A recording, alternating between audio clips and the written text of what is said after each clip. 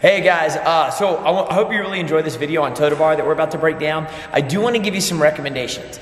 If you're new to toe to bar, meaning you're probably new to the rig, and if you're trying to improve your toe to bar, I would recommend getting you some good chalk, which I've put a link below to the chalk as well.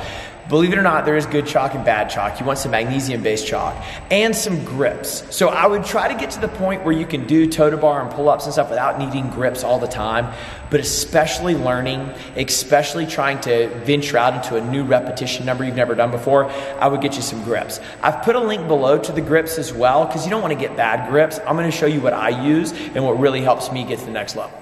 Hey, what's up? Mitchell Black here with Strongside, and today what I want to do is talk to you about some toe to bar. And I want to go over some breakdowns that might help you in your toe to bar or actually really get to achieving a toe to bar. And this is a lot of the stuff that we'll break down in the classes at Strongside, all right? So here's what we're going to do. I'm going to start by just showing you a difference. This isn't really a conversation of how to get 30 toe to bar in a row right now. It's a conversation of how do I get from 0 toe to bar to 1? If I want to get from 0 to 1, everything I'm doing at 0 better look like the 1. Then what if you're trying to get from, let's say you can do 3 in a row, to you want to triple that. You want to get like 9 in a row, right? You have to build capacity and efficiency in the 3 to be able to get to the 9, right? So here's what I'm going to do. I'm about to do 6 toe to bar. And what I want you to look for is in the first 3 toe to bar I'm going to do, they're going to look a little challenging. And then in the next 3 toe to bar, they're going to look a little bit more fluid. And I'm going to show you what the difference in that is and why you would want to do that and how to build to it, all right? So these would be like 3 kind of broken toe to bar followed by 3 a little bit more efficient toe to bar.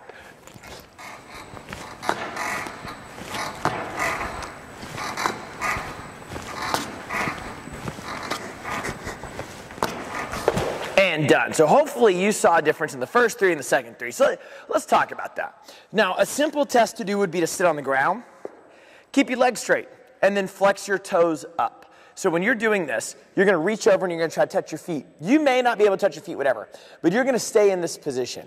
And what you're going to notice in this position is you're probably going to feel the back of your legs tense up, your back tenses up. Even if you're flexible or not flexible, you're just going to feel a lot of tension there. This was the first 3 toe to bar that I did. It didn't feel too good. It was like, oh man, this is really challenging on the back of my body and my quads. Then point your toes. Now that you point your toes, you're going to reach over and try to touch again. I'm not saying you're going to be more flexible. You might not be more flexible at all, but you're going to reach over as far as you can. You're going to see that the stress takes away from your legs, takes away from your back, and you're actually a little bit more springy now. This was the second 3 toe to bar that I did. That's why those first 3 looked broken because I was like this versus my second 3 looked like this. And you're really arguing your potential. I understand that the first time you do toe to bar like this, your legs are going to be straight, your toes are going to be pointed, it's going to feel different. I get that. But you're not training today. You're trying to get from 5 toe to bar to 15 in a row. You're trying to get from 10 to 20 in a row. You're trying to look at that, right? And you're going to have to train that. And if you're doing 0 toe to bar and you want to get 1, this thing's not really going to help you out. It might get you 1, but it's not going to get you 3. All right, so you're going to do that. So then, how do we do that? So I got to turn my mic pack around here. Oh. There you go. Sorry about that. Okay, but then what we got to do is we got to look at it and we got to say, how would I get into that position? So anytime that you're trying to build the position, what you don't want to do is practice things that don't look like it. So if I practice like a knee raise, I'm not saying knee raises are bad. I'm not saying knees to elbows are bad. But a lot of times we can focus on momentum. We won't focus on momentum. We'll only focus on momentum. We won't focus on feeling the actual muscle groups. So we're going to use this kettlebell. You can get any kettlebell you want. And here's what would happen, is you need to grab it with your arms extended. This should look like if I was going to be on the rig, right? I don't want to have my arms bent. I want to keep straight.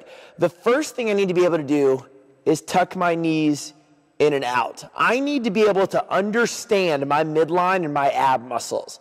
The next thing I would need to be able to do is straight leg raises. If I ever want to get toe to bar with my legs that straight and be able to just smack the rig, I need to be able to have those legs straight. Then what I want to do, after I can keep my legs straight, I want to do a legit toe to bar. Look how this actually looks like a toe to bar. Is I'm gonna come up, I'm gonna come over and I'm gonna touch, and then I'm gonna come back down. I have control, all right? I can't be just slinging all around. I have control in the movement. I might not be able to actually do a toe to bar, but I am training the actual movement pattern of what that toe to bar actually looks like. Now, when you do that, there might be some of you that cannot do that because of hamstring flexibility or whatever, but you can do a toe to bar. When that happens, if you can't touch your toes there, but you can do a toe to bar, what's happening on the rig is you're having to move your body really far back to kick the rig. Like when you get really tired in your toe to bar. You know what else happens? You rip the palm of your hands wide open. You start bleeding everywhere. You don't want that. You don't want inefficiency. You want efficiency. So what I would do is if you cannot do toe to bar, or if you're trying to understand the kip better and get further into your toe to bar, start with this exercise on the ground. Start being able to raise your legs straight, bring your legs over and touch the kettlebell. You know, I don't know, like 15, 20 repetitions. If you can really control that and you can control it well, then come over to the rig and do some dynamics. And what I mean by dynamics is you might do knee raises, you know, whatever. I'm starting to move in this position, right? Dynamic is when I'm starting to sway. I don't want my only scale for toe to bar to be something dynamic where I'm swinging around all the time because I don't have any control. The kettlebell exercise will allow you to feel control of that midline muscles, or those midline muscles. It'll allow you to feel control so when you start getting dynamic, you can get closer and closer to a toe to bar. Because watch how this links up. No matter what I'm doing, I'm going to do a knee raise. I'm going to do a knees to chest. They look the same. I'm going to do a toe to bar. Oh, right back into a knee raise. Nothing changes. I just increase the movement that I'm doing. So I need to be able to have really good control if I want really good dynamics. So that's how you improve your efficiency in the toe to bar. That's how you get from 0 to 1, from 3 to 9, from 9 to 27 in a row. Think efficiency and think control before your dynamics.